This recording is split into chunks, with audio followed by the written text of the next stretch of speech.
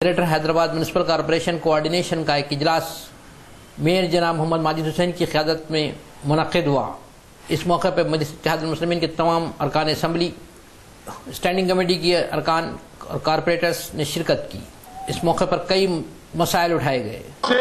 Structure पे कैसा है देखिए, थोड़ा बिल्डिंग परमिशंस पे क्वेश्चन है कि आप एनी इश्यूज जब मैं अलाउ करूंगा आपने अलाउ करूंगा। मामा आप स्टार्ट करिए, आप स्टार्ट करिए, माइक आपका ऑन है, आप स्टार्ट करिए प्लीज। जुल्फिकार साहब। अरे जनाब मेयर साहब,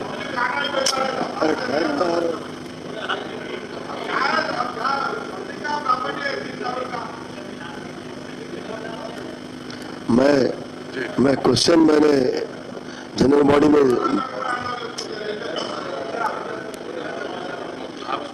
जी जुल्फिकार साहब की आवाज थोड़ी थोड़ा हमको बोले। मेरा क्वेश्चन था मेयर साहब कि रिसेंटली जीएचएमसी एक्ट में एक अमेंडमेंट आया मेरे साहब। वो अमेंडमेंट था सेक्शन 278 में नया एक सेक्शन इंसर्ट किए, सेक्शन 278A 1 and 2, जिसमें कमिश्नर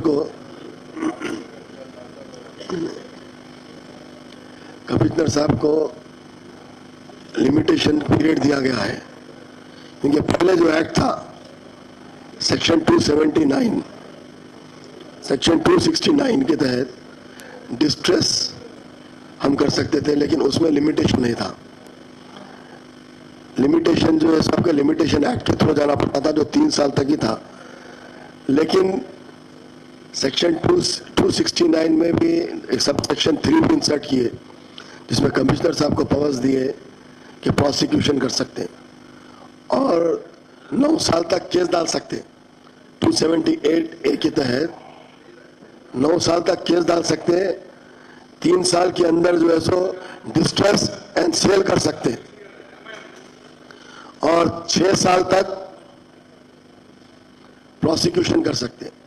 तो मेरा सवाल यही था कि जो नए अमेंडमेंट के तहत ये एक्ट जो है सो 5 अगस्त 2013 को चेंज हुआ, जो डिस्ट्रेस के लिए कई लोग ऐसे थे जिसके 3 साल पूरे हो रहे हैं, तो क्या ये लिस्ट स्टैंडिंग कमेटी के सामने दिए थे क्या?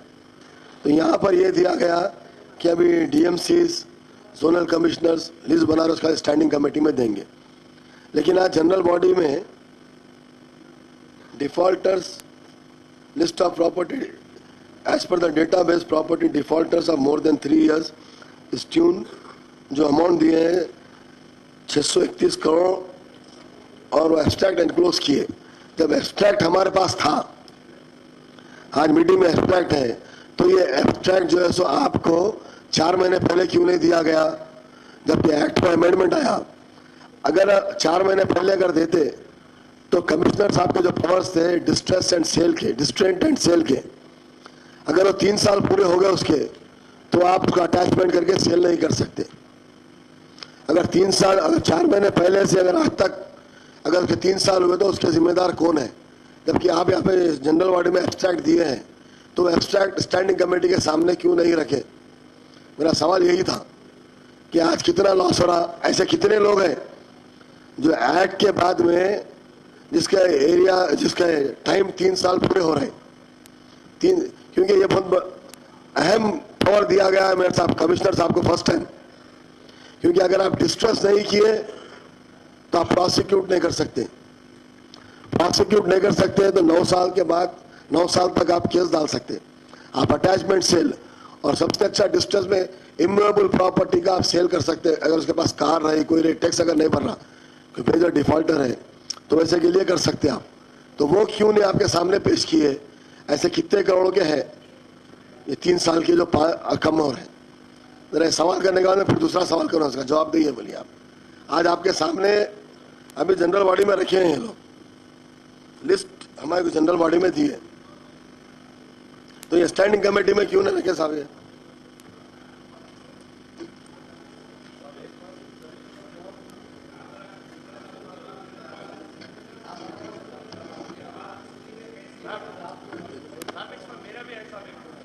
रिप्लाई आ जाएंगे, मैं आपको 752 देखो सर एरिया में इतना टैक्स बाकी Honorable member has requested for the details, sir. For what are the measures taken for the recovery of the property tax dues, sir? So all respective members knows about the recovery system, how already we are doing it, sir. Different method we are doing since last 2 years. It is giving good results also.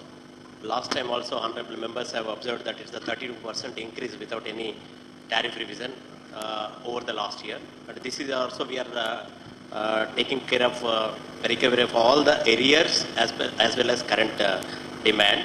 The commissioner has given the clear instructions and targets and the strategy also. For the last 2 months, even this was discussed in the standing committee also. Various methods just we have chalked out, and the action is going on, sir. The red notice is already being issued and it's going on. And yes, sir. Mama, point of Second point, sir. Yes, sir. Point of order is allowed. Yeah, second point, sir. Second mayor point. साहब मैं अभी ये पूछा आप कि आप तौर पे जो जुल्फिकार साहब पूछे माने why was not the defaulter list placed in front of the standing Yes, sir. committee? That's the second question, third question. Just one by one I am going, sir. This is the first question I am answering, sir. Here it is 3 questions, sir. A, B, C, D, 4 questions, sir. Just I am explaining about the A, sir. Second question, sir. Just I am coming to the second question, sir. This amendment has come on August 5th, sir, 2013. So that Gazette notification communicated end of the August and almost first week of the September, sir. We received it. So immediately here the lists, whatever the new section provision given in the amendment as requested by the honorable member. So 278A1, 278, so 278 subsection 2. Immediately just we have asked our deputy commissioner and zonal commissioner to just go through all the defaulters list and purify that if any discrepancies or updations are there. So once it is completed, just we are asking them to give all the lists which are crossing the 3 years, the list, sir. So we are shortly getting that list. We'll ready to place before the standing committee, sir. That we are on the job, sir. The third point, the honorable member has requested to give the details, sir. 2,45,000, the 3 years above. Here, as per the database, is the defaulter, sir, around 600 crores. After that, most of the things are arrears, sir. The current demand is only 50 crores, sir, remaining arrears, sir. The data also we have given in the CD form, sir.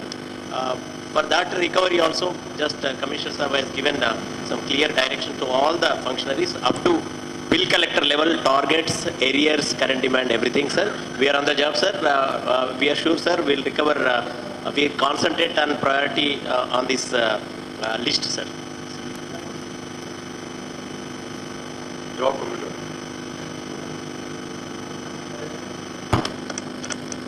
Mayor साहब ये जो जवाब तो यहाँ पर भी लिखे थे जो हमारे एडिशनल कमिश्नर फाइनेंस पढ़े, मगर मेरा कहना यह है मेयर साहब कि अभी जो आप बताए कि मैं क्वेश्चन डालने के बाद में एक्ट में अमेंडमेंट आया बताते, अमेंडमेंट के थ्रू जो पावर्स दिए न्यू अमेंडमेंट आए, क्वेश्चन डालने के बाद में आप इंस्ट्रक्शन दिए तो एक्ट अमेंड हो गए 4 महीने हुआ, आप हमारे सामने प्लेस किए इन जनरल बॉडी में, आप एक्ट को प्लेस किए, हम पढ़ के क्वेश्चन डाले, आप क्यों नहीं पढ़ेंगे?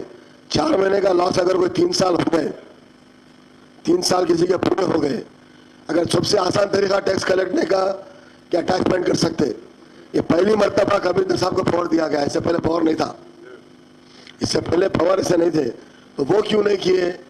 और फिर दूसरी बात आप ये बता रहे हैं कि फर्स्ट आंसर में execution of restraint warrant from top defaulters, what is the mode adopted in executing the restraint warrants? What is the mode you have appointed? You have adopted, what is the mode? आप किस तरीके से उसको execute कर रहे हैं? Restraint warrant जो दिए आप, क्या मेथड आप उसको अडॉप्ट कर रहे हैं उसको?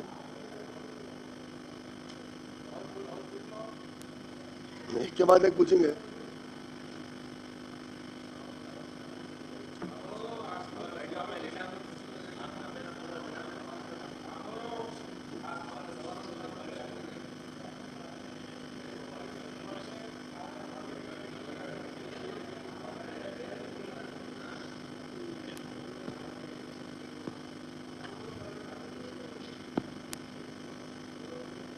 సార్ అందరికీ నమస్కారం.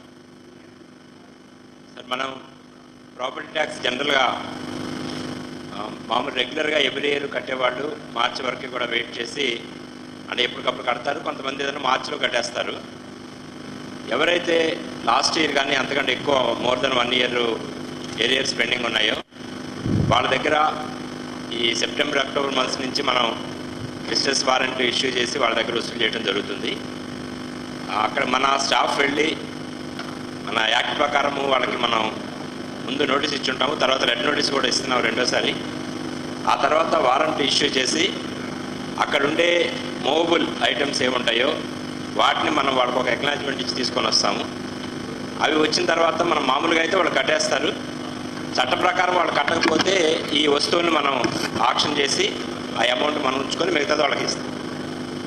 సో ఈ ప్రాసెస్లో ఈ సంవత్సరం దాదాపు అన్ని సర్కిల్స్లో కూడా వారెంట్స్ ఇష్యూ చేయటము, మెటీరియల్స్ సీజ్ చేయడం జరుగుతుంది. ఇప్పుడు మనకి కుత్బుల్లాపూర్ సర్కిల్లో కొన్ని కాలేజెస్ వాళ్ళు కట్టకపోతే బస్సులు సీజ్ చేసి తీసుకొచ్చాము. అట్లాగే సెంట్రల్ జోన్లో కార్లు ఇలాంటి వస్తువులు కూడా సీజ్ చేసి తీసుకురావడం జరిగింది.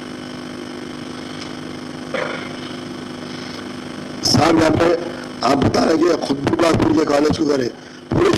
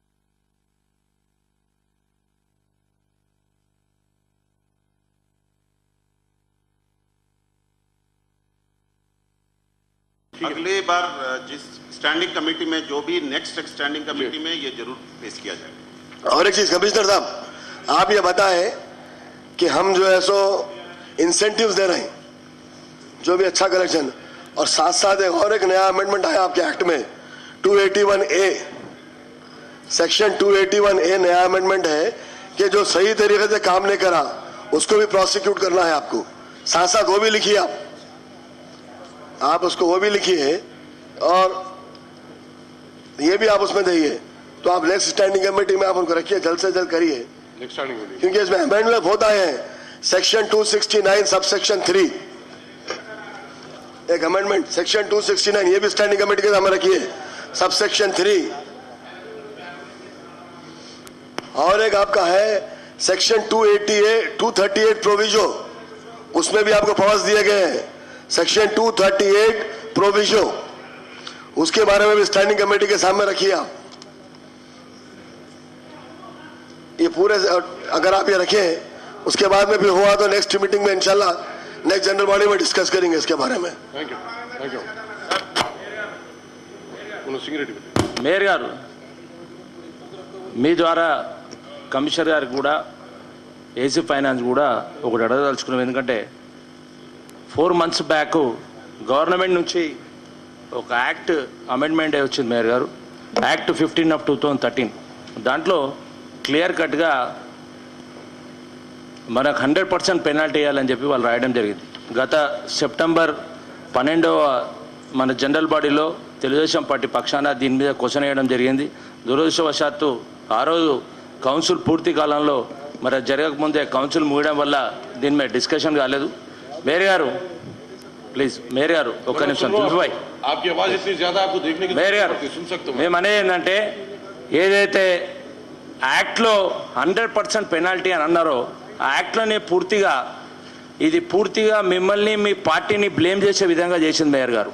ఏదైతే ఇల్లీగల్ కన్స్ట్రక్షన్, అనాథరైజ్డ్ కన్స్ట్రక్షన్ అని వాళ్ళైతే అంటుర్రో ఈ యాక్ట్లో అనాథరైజ్డ్ కన్స్ట్రక్షన్ కాదు, టౌన్ ప్లానింగ్ కన్స్ట్రక్షన్ అని మేయర్ గారు. ఎక్కడ కన్స్ట్రక్షన్ జరిగినా, ఎక్కడ ఉస్కెలారి ఆగినా, ఎక్కడ గనేట్ ఆగినా ఫస్ట్ వచ్చేది టౌన్ ప్లానింగ్ ఆఫీస్ నుంచి. అక్కడున్న కింది స్థాయి ఉద్యోగి వచ్చి అక్కడితో అన్ని మాట్లాడుకున్న తర్వాత అక్కడ కన్స్ట్రక్షన్ స్టార్ట్ అవుతుంది. అటువంటి కన్స్ట్రక్షన్ను మనం సెక్షన్ 455 ద్వారా 33% పెనాల్టీ తీసుకొని దాన్ని రెగ్యులరైజ్ చేస్తున్నాం.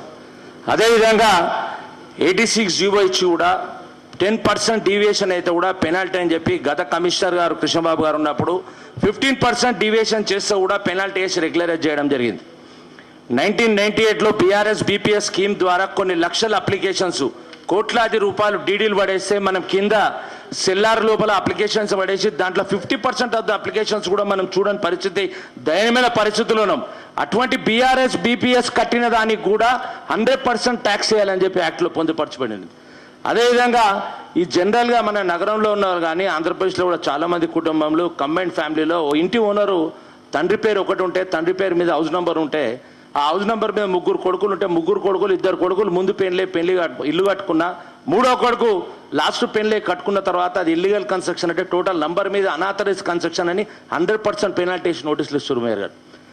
మన అదృష్టం ఏంటంటే సమీర్ శర్మ గారు డాక్టరేట్ చేసిన దీంట్లో స్థానిక సంస్థలలో ఆయన డాక్టరేట్ చేసి స్థానిక సంస్థలు ఎప్పుడైతే గట్టి ఉంటాయో స్థానిక సంస్థలు మేము ఎలుగెత్తినప్పుడు దాన్ని ప్రాపర్గా రెస్పాన్స్ ఇచ్చి మేయర్ గారు ప్రాపర్గా మీరు డైరెక్షన్ ఇచ్చి మీ చైర్ పవర్ యూజ్ చేసి ఏదైతే 100% పెనాల్టీ అంటారో అది తీయండి.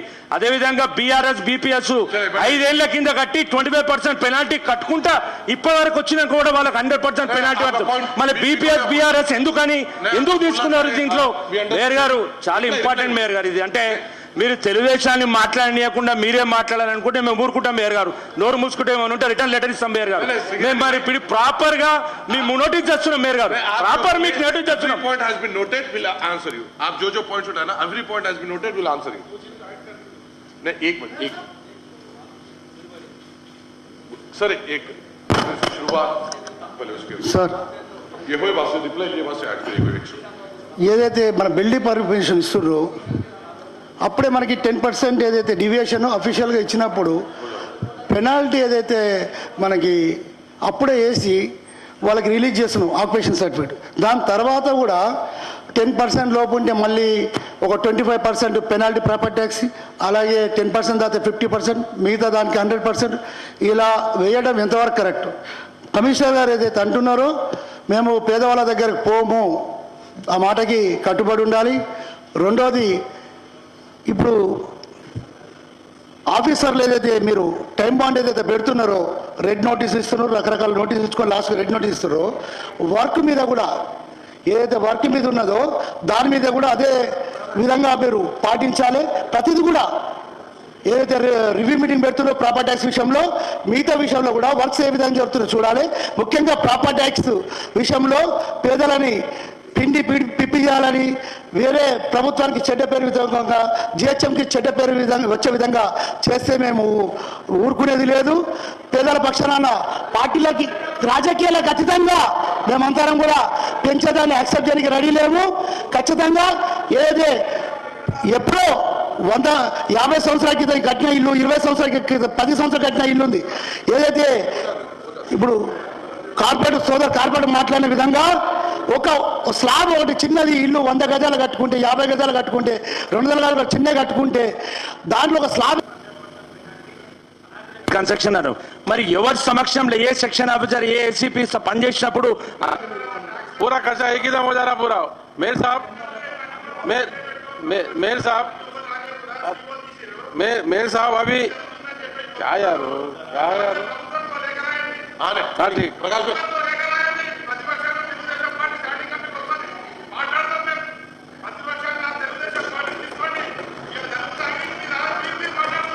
नहीं, प्रकाश भाई बैठ जाइए। That is the decision that is done in the election, you don't have any right on it, people select that, so बैठ जाइए आप, बैठ जाइए। No personal remarks. मेयर साहब, बैठिए। एक चीज एक है कि कुलीन मजलिस इत्तेहादुल मुस्लिमीन के पीरियड में ही कई ये काम हो रहे हैं। जैसा कि आपने लास्ट बजट में टैक्स के ताल्लुक से आपने कहा कि भाई टैक्स में इजाफा नहीं होगा, गरीबों को हम परेशान नहीं करेंगे, एक सबसे बड़ा आपने इकदाम लिया है। हमारे सिंगरेटी भाई बोले कांग्रेस और एमआई मिलके करके अब तो भी कम से कम लो नहीं, पहले से जो है सो पब्लिक के फेवर में हम लोग काम करते हुए आ रहे हैं।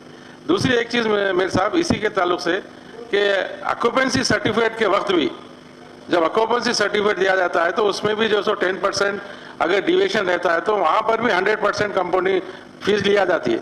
उसके बावजूद भी फिर पिछले 2 साल से 2% वो अलग चार्ज कर रहे हैं, फिर उससे हट के फिर 25% भी लगा रहे हैं। तो यानी कि 10% का जब हम 100% जब पेनाल्टी दे रहे हैं तो फिर 2% का क्या से होना, 25% का क्या से होना। तो इसमें भी आप जो सो मैं जवाब ले लेंगे। हो गया।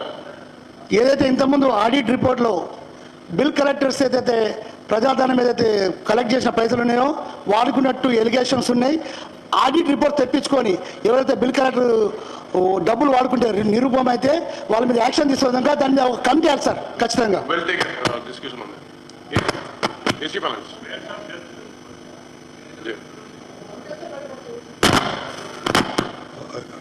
ये जेएचएमसी जो है जीआईएस मैपिंग ऑफ जो प्रॉपर्टीज का स्कीम स्टार्ट की है और ये जीआईएस जो कराने से आपको ये हो रहा है कि डिफरेंट सर्कल्स के अंदर आपको अनअसेस्ड प्रॉपर्टीज क्या है, अंडर असेस्ड क्या है, चेंज ऑफ यूज का, तो जो एक सर्कल के अंदर वो जीआईएस मैपिंग कराई गई है जिसमें खर्चा 3.5 लाख का जो जीआईएस वो जो मैपिंग के लिए हुआ और उसके वो जीआईएस मैपिंग कराने से अब आपको 32 करोड़ का जो है अनअसेस्ड प्रॉपर्टी टैक्स या अंडर असेस्ड प्रॉपर्टी टैक्स जो डिस्कवर हुआ। तो जो अब तक जो है कितने जो सर्कल्स के अंदर ये जीआईएस मैपिंग का काम हुआ है और इसके रिजल्ट में जो है कितना जो इजाफा टैक्स आ सकता है। और एक दूसरी चीज ये मैं पूछना चाहता हूं कि आपको जो जीआईएस मैपिंग से आपको जो डेटाबेस आ रहा है और ये पुराने डेटाबेस के हिसाब से जो टैक्स डिफॉल्टर्स है तो इनका भी कुछ अंडर असेसमेंट है या अनअसेस्ड प्रॉपर्टीज ऐसे आ रहे हैं। आप ये जो इसका उसका दोनों डेटाबेसेस को भी आप अगर जो मैच करेंगे तो आपके रेवेन्यूज और भी बढ़ेंगे और ये चीज आप जब करेंगे तो इसमें पेनाल्टीज भी उसको लग सकते हैं क्या, ये आपसे पूछना चाहते हैं।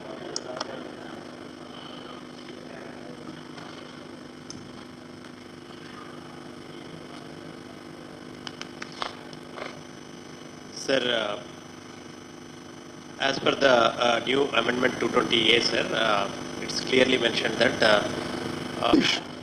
और रेगुलराइज्ड, तो ये एक्ट के तहत कमिश्नर को पावर दिया गया रेगुलराइज करने का, आप रेगुलराइज करिए। ये एक्ट में डिमोलिश करिए या रेगुलराइज करिए, कौन करना है? डिमोलिश भी कमिश्नर साहब करना, जीएचएमसी करना है, रेगुलराइज भी जीएचएमसी करना है। तो ये एक्ट के तहत पूरे बिल्डिंग को रेगुलराइज करिए। न्यू अमेंडमेंट, इसमें गवर्नमेंट के परमिशन की जरूरत नहीं है, एक्ट में अमेंडमेंट दे रहे हैं, डिमोलिश और रेगुलराइज्ड। आप रेगुलराइज करिए, डिमोलिश करने से बेहतर आप रेगुलराइज करिए। sir, yeah, second point, sir. नहीं, पहले ये पूछिए।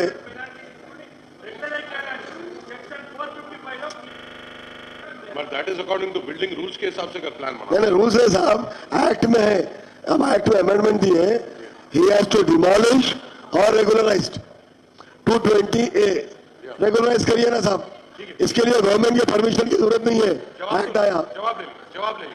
Sir, here two issues, sir.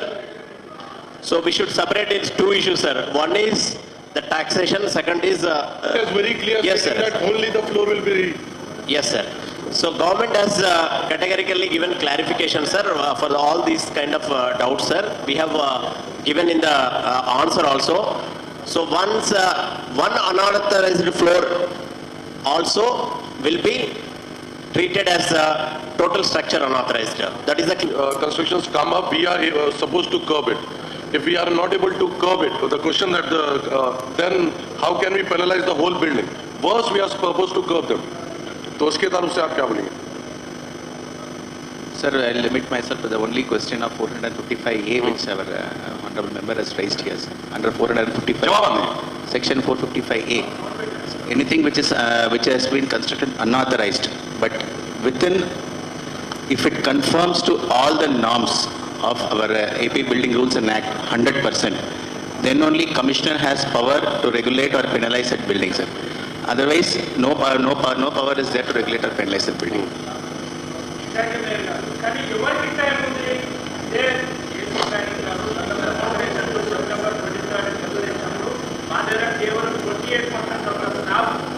A 28% of the staff మాకున్న టౌన్ ప్లానింగ్ మేము పని చేయలేమని చెప్పారు. ఇప్పుడే The government to consider the penalty on the property tax on unauthorized construction on the additional floors. The council unanimously believes that the town planning wing should be able to curb the illegal construction in the initial stages. If it is not done, then it is the lapse from our department, and if the unauthorized construction happens, then only for that particular floor the property tax should be imposed. And further, and that particular ward, the concerned action should be taken against the town planning wing.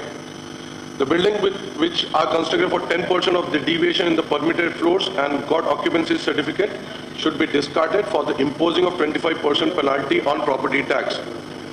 It has directed the Commissioner GHMC to place all the defaulted properties before the next ensuring standing committee as per the recent amendments to the GHMC Act under section 278A to take proper action on such properties. Thank you. Fourth one, Satish sir. वो तो staffing pattern है ना sir.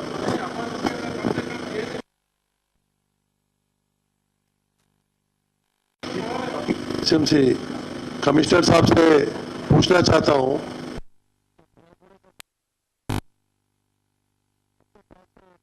उसको वैसे डाल दिया. गरीबों की रोटी रोजी का मामला है, उस पर कोई कान पे जुई नहीं चल रही. अब वो इलीगल सलाटिंग भी चल रही थी 1 ईयर बैक, 1 साल पहले, वो भी खत्म कर दिए. ये लोग क्या करना क्या चाह रहे हैं? क्या गरीब आत्महत्या कर लेना? बीच में एक जने सुसाइड भी कर लिया जब आप सलाटर हाउस बंद करें. तो कमिश्नर साहब, नहीं साहब, कितने दिन से उसको पेंडिंग में डाल के रखे हैं? स्टैंडिंग कमेटी में वो प्रायोरिटी पे लेके आए थे. एक बहुत बड़ा मसला है साहब ये. अब उन लोगों के हजारों आदमियों के पेट का मसला है. एजेंडे में है सर, वो आज गवर्नमेंट को भेज रहे हैं. आज ही भेज रहे हैं. आज अप्रूवल है उसका काउंसिल में, आज ही भेजने का है. स्टेट गवर्नमेंट और गवर्नमेंट ऑफ इंडिया को लिखे एजेंडे में है सब. आपको कॉपी दे. और एक आपके जरिए बोलना चाह रहा हूँ मैं, वहां पर जगह कम है और मोहल्लेदारों को देते ही चले जा रहे. 200 मोहल्लेदार, 300 मोहल्लेदार, वो धंधा क्या करेंगे, कारोबार क्या करेंगे? सब खड़े रहने को जगह नहीं है. वो जरा देखिए, एसी प्लानिंग साहब के हाथ में है वो. नहीं, आपके साथ एक बार बैठ जाएंगे, एक टाइम देखिए, आपके साथ फौरन बढ़ेंगे. जरा बोलिए साहब. नहीं बिल्कुल, एक मीटिंग फिक्स कर लेंगे आपके साथ. आप कमिश्नर साहब और रॉस बैठेंगे आपके साथ. Okay, thank you. बोलिए सर. क्वेश्चंस के बीच में बात ग्रेटर हैदराबाद के लिमिट्स में कितने हैं? तो आंसर ये आया, डीएमएचओ के जो है रिपोर्ट के एतबार से जो है 85 हेल्थ सेंटर है. लेकिन आंध्र प्रदेश गवर्नमेंट के कानून के मुताबिक डीएमएचओ का क्लियर ऑर्डर एएमएचओ को है और हमारे हेल्थ ऑफिसर्स को है यहाँ पर कि हर 50,000 की आबादी में एक पब्लिक हेल्थ सेंटर होना चाहिए. लिहाजा आज हमारे शहर में खुसूसन ये आज की आबादी जो सेंसस के एतबार से देखें 2011 की, तो करीब 77 लाख की है. अब मौजूदा आबादी के एतबार से 90 लाख कम से कम आबादी है. 90 लाख की आबादी के हिसाब से कम 180 प्राइमरी हेल्थ सेंटर होना चाहिए 50,000 की आबादी के एतबार से. लेकिन जवाब जो आया है कि शहर हैदराबाद में जुमला आज की तारीख में 85 हेल्थ सेंटर चल रहे हैं, और वो कैसे चल रहे हैं वो दूसरी बात है। किस अंदाज में वहां पर जो है ना कई सेंटर्स के अंदर डॉक्टर्स स्टाफ अवेलेबल नहीं रहता। एक एक जो चल रहे हैं सेंटर की बात कर रहा हूं। फॉर एग्जांपल एक उपगुड़े पर जो सेंटर है, आबादी जुमला आबादी सराउंडिंग जमाल कॉलोनी, उपगुड़ा और उसके सराउंडिंग पूरी आबादियां मिलाए तो 1.5 से पौने 2 लाख की आबादी का एक सेंटर चल रहा था। वो एक सेंटर का ये आलम है कि अगर नर्स अगर इंजेक्शन देती है तो सिरेंज बाहर से मंगाती है और 10 रुपए वो इंजेक्शन पर चार्ज करती, जिसका कभी भी आपको जो है कोई भी टाइम पर आप एक सरप्राइज विजिट रखिए, विजिट करके देखिए तो आपको अंदाजा घट जाएगा। इस किस्म के जो है ना वहां के सर्विसेज है। दूसरी बात, वहां पर हम उनसे अगर सवालात करें कि भाई पैसे क्यों लिए जा रहे हैं, तो यह कहा जाता कि भाई हमको तनख्वाहें नहीं मिल रही, टाइम पे 4-4 महीने 5-5 महीने 6-6 महीने हमको तनख्वाह नहीं मिल रही, उसकी वजह से हमको अगर ये चार्ज भी नहीं करेंगे तो फिर हम जीएंगे कैसे, हमारा चलेगा कैसा। तो मेरे साहब सवाल यह है, सबसे पहली चीज तो मैं आज आपके जरिए कमिश्नर साहब को यह कहना चाहता हूं कि हमको जुमला आबादी के एतबार से 180 सेंटर होना चाहिए, और आज जो सेंटर चल रहे हैं सिर्फ 85 सेंटर, और वो भी कोई कारामत सेंटर्स नहीं है। वहां पर स्टाफ की कमी है तो दूसरी जानिब जो है ना स्टाफ जो काम कर रहा है मरीजों के लिए वो पैसे लेके काम कर रहा है। साहब इस पर सीरियसली जो है ना कोई जो है आप इक़दाम लीजिए, रेजोल्यूशन लीजिए कि भाई आबादी के एतबार से हर 50,000 की आबादी में एक सेंटर होना जरूरी है। फॉर एग्जाम्पल बता रहा हूं साहब, मैं बहादुरपुरा कॉन्स्टिट्यूंसी के अंदर सिर्फ 2 या 3 सेंटर है, चंद्रान 4 मीनार कॉन्स्टिट्यूंसी के अंदर, असेंबली कॉन्स्टिट्यूंसी के अंदर 3 सेंटर चल रहे हैं। उसी लिहाज से जो है ना सर्कल 4 और सर्कल 5 हर सर्कल में पूरे जो है ना पूरे सर्कलों के अंदर जहां पर आबादी जो है ना 4-4 लाख 5-5 लाख कॉन्स्टिट्यूंसी की आबादी है, वहां पर जो है ना 2-2 3 सेंटर चलेगा तो कैसा होगा। इस पर सीरियसली कोई एक्शन लीजिए और रेजोल्यूशन लीजिए कि 50,000 की आबादी गवर्नमेंट ऑफ आंध्र प्रदेश की जो रूलिंग है, जो इंस्ट्रक्शंस है, उसके एतबार से हर 50,000 की आबादी पे एक सेंटर कायम किया जाए। शुक्रिया। Only conclude 2 minutes. Operation project बोल के वर्ल्ड बैंक फंडेड स्कीम थी, तो उसके तहत जब वो वर्ल्ड बैंक के फंड्स आए तो जब ये जीएचएमसी के जो जीएचएमसी में ये सेंटर्स को खोले गए, जब वो प्रोजेक्ट खत्म हो गया और ये वर्ल्ड बैंक की फंडिंग बंद हो गई, तो जब वो जीएचएमसी के पास पैसे नहीं थे तो जीएचएमसी ये करी कि वो गवर्नमेंट को जो दे दी, तो ये अच्छा ये रहेगा कि गवर्नमेंट के पास ही ये सेंटर्स रहना चाहिए।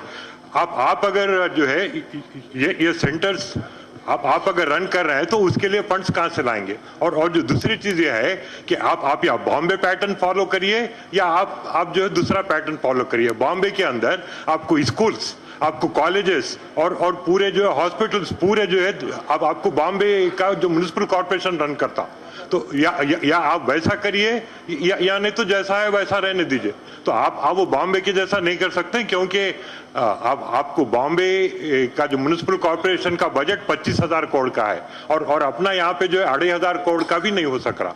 तो आप ये चीज जो है मत लीजिए, ये जिम्मेदारी मत लीजिए, और अपन जो खर्चा कर रहे हैं, मेंटेनेंस जो दे रहे हैं वो मेंटेनेंस बंद करिए, सैलरीज जो दे रहे हैं वो भी बंद कीजिए, पूरी जिम्मेदारी गवर्नमेंट ऑफ आंध्र प्रदेश पे छोड़ दीजिए।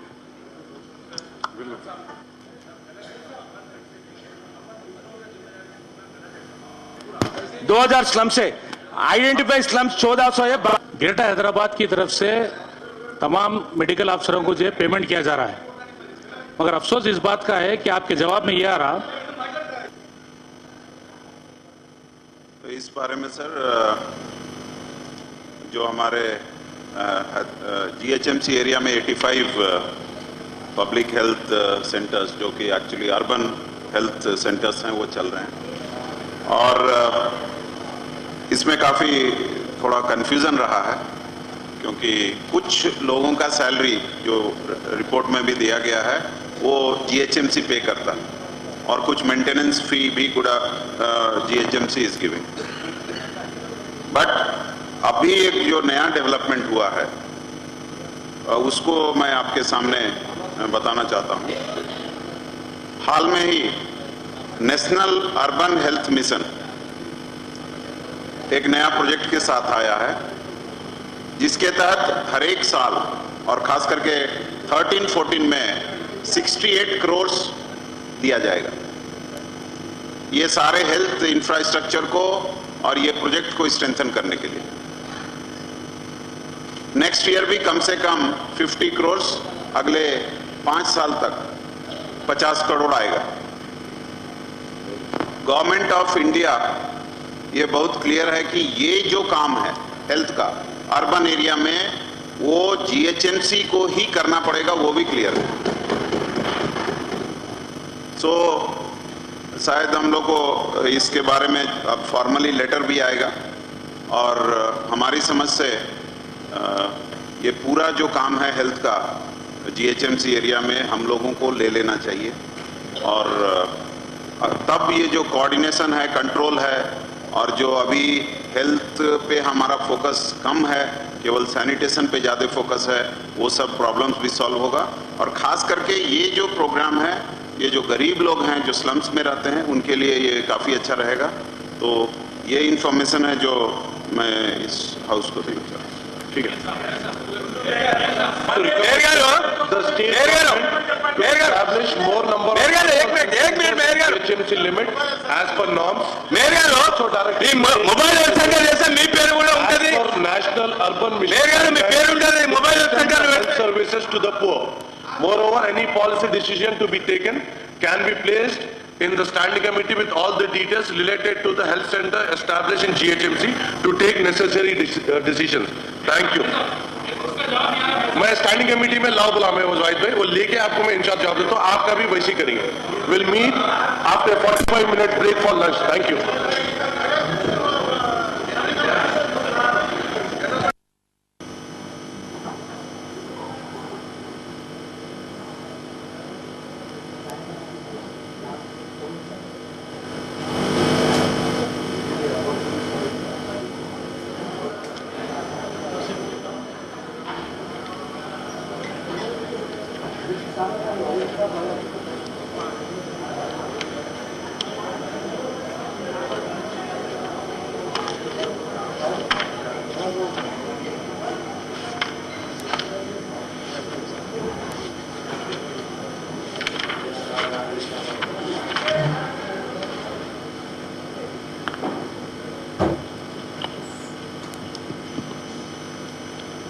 Good afternoon all. Let's proceed with the question number 732 raised by Mr. Singireddy Srinivas sir. On paper it is available with the Kukatpalli sir, Samshiguda area, wherein about 49 lakhs worth of material stolen away sir. మీరు committees చూడండి mayor గారు, ఇప్పుడే commissioner అని ENC గారిని bell చూసినామనండి, total photos ఉన్నాయి mayor గారు, మీరు photo చూడండి, ఎక్కడ తలుపులు కిటికీలు లేవు ఈవెన్ के तहत हाउसिंग स्कीम जैसा अभी ईएनसी साहब ने बताया कि ये पुरानी स्कीम है और ये सबसे पहले हाउसिंग बोर्ड इसको टेकअप करने वाला था, उसके बाद जीएचएमसी के हवाले जीएचएमसी बनने के बाद आया। बहुत से पुराने शहर में और खुसूसन पुराने शहर के अंदर कहीं भी ज़मीन नहीं थी, लेकिन अकबरुद्दीन अवैसी साहब अपनी जान की परवाह किए बगैर JNRUM स्कीम को रूबे अमल लाने के लिए सरकारी आराजियात की निशानदेही की और वो निशानदेही के नतीजे में उन पर खातिलाना हमला भी हुआ, लेकिन वो पूरी जुस्तजू और लगन के साथ इस स्कीम को टेकअप करवाने के लिए जिद्दोजहद करते रहे और कई आराजियात की निशानदेही की। लेकिन अफसोस इस बात का है कि उनकी निशानदेही जीएचएमसी की लापरवाही के नतीजे में पूरी तरीके से रूबे अमल में नहीं आया। मिसाल के तौर पे सर्वे नंबर 82-83 के अंदर यहां पे 888 मकानात बनाने थे, लेकिन अफसोस के 288 मकानात नहीं बनाए जा रहे हैं। उसकी वजह यह है कि जो यूनिट कास्ट है, 2009 में जो यूनिट कास्ट फिक्स हुआ था वो रेट बहुत कम है और ये जो इलाका है गवर्नमेंट लैंड पहाड़ी इलाका था।